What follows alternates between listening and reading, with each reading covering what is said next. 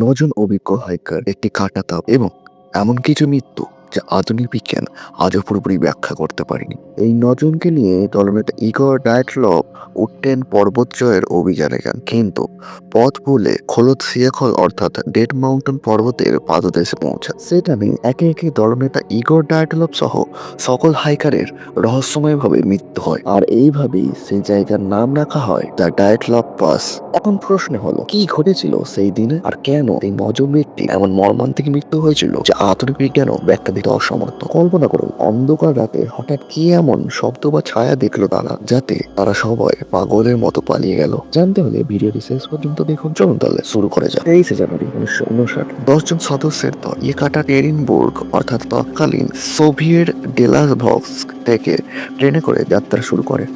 লক্ষ্য ছিল উকটেনের পর্বত জয় করা। এটি ছিল ক্যাটাগরি 3 অর্থাৎ সবচেয়ে কঠিন রুটের হাইকিং, যেখানে একটু ভুল হলে মৃত্যু নিশ্চিত। 25 জানুয়ারি তারা ইফতেল নামক একটি ছোট্ট শহরে পৌঁছায় এবং সেখান থেকে ট্রাকে করে ফিজাই নামক শেষ বসতিতে পৌঁছায়। সেখানে তারা তাদের যাবতীয় প্রয়োজনীয় জিনিসপত্র নেয় এবং যাত্রা শুরু করে। কিন্তু এই শেষ মানুষের বসতি ছেড়ে তারা যখন গভীর জঙ্গলে ঢোকে, তখনই শুরু হয় রহস্যের ছায়া। 27 জানুয়ারি ভিসাই থেকে তারা রওনা দেয় তাদের মূল স্কি ট্রেকিং এ পৌঁছাতে। তারা সবাই অনেক স্বপ্ন নিয়ে গিয়েছিল, কিন্তু আমরা যা চাই তা সবসময় পাই না। তাদের হাসি, গান, স্বপ্ন সব যেন হঠাৎ অন্ধকারে মিলিয়ে যায়। 28 জানুয়ারি দলের একজন সদস্য ইউরি ইউদিন অসুস্থতার কারণে মাঝপথ থেকে ফিরে আসেন, আর এটিই ছিল বাকি নজনের সঙ্গে তার শেষ দেখা। বাকি নজন তাদের এই অভিযান চালু রাখে এবং সামনে এগিয়ে যান। আর 3 দিন পর এই দুর্যোগপূর্ণ পথ দিয়ে যখন তারা 31 জানুয়ারি উট্টেন পাহাড়ের পাদদেশে পৌঁছায়, তখন তারা একটি নদী উপত্যকায় একটি অস্থায়ী স্টোরেজ তৈরি করে, যেখানে তারা তাদের অতিরিক্ত খাদ্য এবং সরঞ্জাম জমা রাখা হয়, যাতে ফেরার পথে বোঝা হালকা থাকে। এরপর 1 ফেব্রুয়ারি সকাল তারা পাহাড়ের ঢাল বেয়ে উঠতে শুরু করে। তুষার ঝড় এবং খারাপ আবহাওয়ার কারণে তারা সম্ভবত পথ হারিয়ে ফেলে এবং উট্টেনের পরিবর্তে পার্শ্ববর্তী খলৎসিয়াখল পাহাড়ের ঢালে চলে আসে। খলৎসিয়াখল, যার স্থানীয় মানসি ভাষায় অর্থ মৃত পর্বত। অনেক ঘোরাঘুরি করে ক্লান্ত হওয়ার পর বিকেল 5টায় তারা খলৎসিয়াখল পাহাড়ের ঢালে তাঁবু করার সিদ্ধান্ত নেয়, আর এটি ছিল তাদের প্রথম ভুল। জঙ্গলের নিচে ক্যাম্প না করে উন্মুক্ত বাতাসের মধ্যে তাঁবু খাটানো। বনভূমির নিরাপদ আশ্রয়ে না গিয়ে কেন তারা এই খোলা ঢালে তাঁবু গেড়েছিল তা আজও একটি বড় প্রশ্ন। আর এই ট্র্যাজেডির রাতে ঘটনাটি ঘটে। তারা রাতে খাবার খেয়ে ঘুমানোর প্রস্তুতি নিচ্ছিল। এরপর কোনো এক অজানা কারণে তারা তাঁবু ছেড়ে প্রচন্ড ঠান্ডার মধ্যে পালিয়ে যায়। তারপর আর তাদের কোনো খোঁজ মেলেনি। 12 ফেব্রুয়ারি ডিট্রপ দলের পক্ষ থেকে একটি টেলিগ্রাম পাঠানোর কথা ছিল, কিন্তু সেই তারিখটি অতিক্রম হওয়ার পরও কোনো সংবাদ আসে না। শুরুতে কেউ চিন্তিত হয়নি, কারণ পাহাড়ি অভিযানে দেরি হওয়া স্বাভাবিক। কিন্তু ধীরে ধীরে যখন দিন বাড়তে লাগলো, তখন পরিবার স্বজনরা চিন্তিত হয়ে পড়লেন। এরপর 20 ফেব্রুয়ারি আর অপেক্ষা না করে উদ্ধার অভিযান শুরু হয়। দীর্ঘ 6 দিন ধরে তল্লাশি করার পর 26 ফেব্রুয়ারি দিনের আলোতে সার্চ টিম খোলৎসিয়াকলের ঢালে একটি অদ্ভুত অবস্থায় পড়ে থাকা, ভেতর থেকে কাটা, বরফে অর্ধেক চাপা এবং ভেতরে প্রায় সব জিনিসপত্র অক্ষত অবস্থায় থাকা তাঁবু খুঁজে পায়, যার আশেপাশে অন্য কোনো মানুষের বা প্রাণীর অস্তিত্বের চিহ্ন পাওয়া যায়নি। শুধু দুর্বল ও অগোছালো পায়ের ছাপ নিচের জঙ্গলের দিকে নেমে গিয়েছিল। উদ্ধারকারীরা তাঁবু থেকে প্রায় 1.5 কিলোমিটার দূরে একটি বিশাল সিডার গাছের নিচে আগুনে পোড়া অবশেষ পাওয়া যায়, আর সেখানে প্রথম দুটি মৃতদেহ খুঁজে পান, ইউরি দোরোসেঙ্কো ও ইউরি প্রভনিসেঙ্কো। তারা ছিলেন প্রায় নগ্ন এবং কেবল অন্তর্বাস পড়া। সিডার গাছটির ডালপালা 5 মিটার উচ্চতা পর্যন্ত ভাঙা ছিল, যার ইঙ্গিত দেয় যে কেউ যেন গাছের ওপরে উঠে ক্যাম্পের দিকে নজর রাখার চেষ্টা করছিলেন, বা হয়তো কোনো এক অজ্ঞাত জিনিসের থেকে বাঁচতে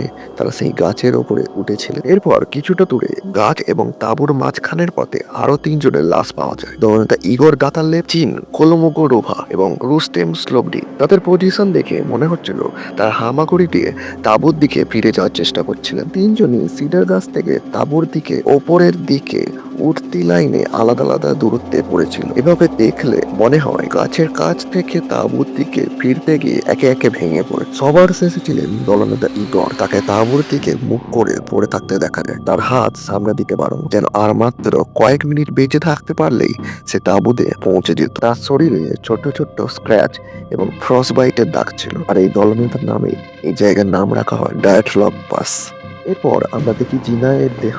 তার শরীরের ভঙ্গি বলছিল শেষ মুহূর্ত পর্যন্ত সে উঠে দাঁড়াতে চেয়েছিল, তাঁবুর দিকে এগোতে চেয়েছিল, কিন্তু সে পারেনি। দুটো টুপি, ডবল সোয়েটার, মোজা, সে চেষ্টা করেছে গায়ে যতটা পারা যায় কাপড় জড়াতে, তবুও মুখে, হাতে, পায়ে অসংখ্য ক্ষত আর আঙুলের ডগায় বরফের ফ্রস্টবাইটের দাগ। তাদের মধ্যে সবচেয়ে কাছে পৌঁছেছিলেন রুস্তেম। তার শরীরে ছিল তুলনামূলকভাবে বেশি কাপড়, কেন অন্যদের চেয়ে একটু বেশি সময় ধরে তিনি টিকে ছিলেন, কিন্তু তাঁবুর পথে বরফের ওপর পড়ে থাকতে পাওয়া যায় তাকেও। দেখা যায় তার মাথার বাম পাশে প্রায় 6 সেন্টিমিটার লম্বা ফাটল, খুলি ভাঙা। এটা দেখে মনে হয় কেউ যেন তার মাথার ওপর কোনো ভোঁতা জিনিস দিয়ে সজোরে আঘাত করেছে। এরপর বাকি 4 জনের লাশ ঘটনার 3 মাস পর বরফ গলে যাওয়ার পর একটি নিচু খাদে পাওয়া যায়। এদের মৃত্যুর ধরন ছিল সবচেয়ে রহস্যময় এবং ভয়ঙ্কর। নিকোলার মাথার খুলিতে একটি বিশাল ফাটল ছিল, যা কোনো ভারী বস্তুর আঘাতের ফলে হতে পারে। বিস্ময়কর ভাবে তার মাথার বাইরের চামড়ায়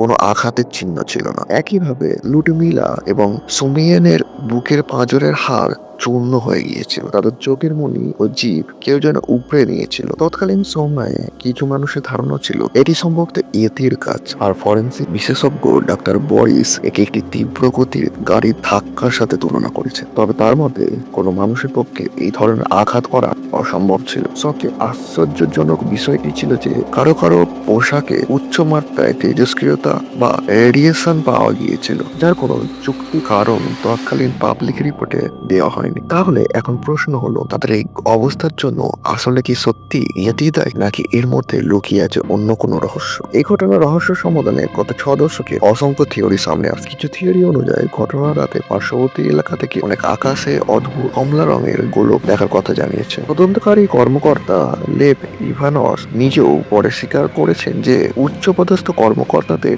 নির্দেশে তিনি এই তথ্যটি চেপে গিয়েছিলেন। ইউফো নাকি সোভিয়েতের গোপন অস্ত্র, এটি ভাবলে গায়ে কাঁটা দেয়। আবার লেখক ডনিয়েজার তার গবেষণায় দেখিয়েছেন যে পাহাড়ের বিশেষ আকৃতির কারণে বাতাস প্রবাহে এমন এক শব্দ তরঙ্গ সৃষ্টি হতে পারে যা মানুষের মনে অহেতুক আতঙ্ক এবং হ্যালুসিনেশন তৈরি করে।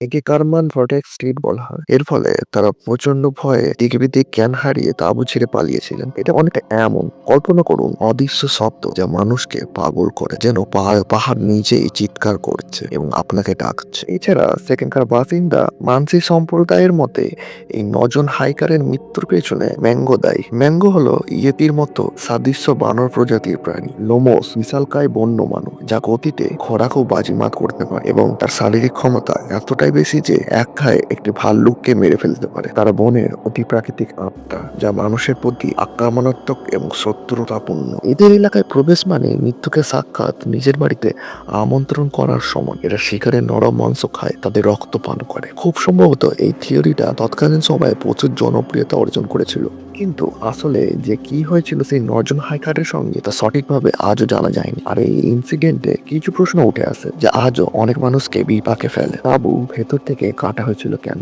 লাশের পোশাকে রেডিয়েশন কোথা থেকে এলো? 3 মাস পর 4 জন খাদে কিভাবে গেল? এরকম আরো অনেক প্রশ্ন আছে, কিন্তু সেই সবের যথাযথ উত্তর এখনো পাওয়া যায়। আপনার কি মনে হয় টাইটেলের পাশে সেদিন আসলে কি ঘটেছিল? আপনার মতামত কমেন্টে লিখে জানাবেন। ইয়েতি, ইউএফও নাকি প্রকৃতির গুরুত্ব? ভিডিওটি ভালো লাগলে লাইক, কমেন্ট এন্ড শেয়ার করুন। আর যদি চ্যানেলটিতে নতুন হয়ে থাকেন তাহলে সাবস্ক্রাইব করুন। তাহলে আবার দেখা হবে পরের এপিসোড। ততক্ষণের জন্য বিদায়।